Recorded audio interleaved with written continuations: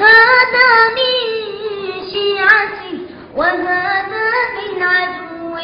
فاستغاثه الذي من شيعته على الذي من عدوه فوكزه موسى فقضى عليه قال هذا من عمل الشيطان إنه عدو مضل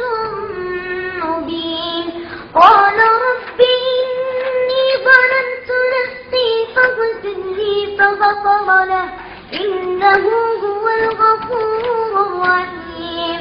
قال رب إني بما أنعمت علي فلن أكون ظهيرا للمجرمين فأصبح في المدينة خائفا يترقب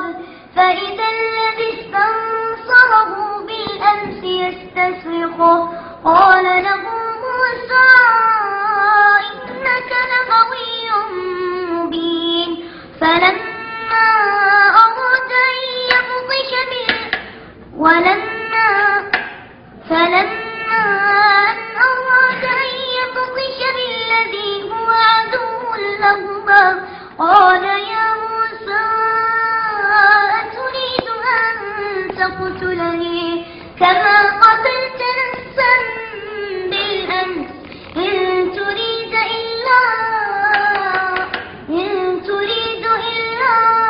أن تكون جبارا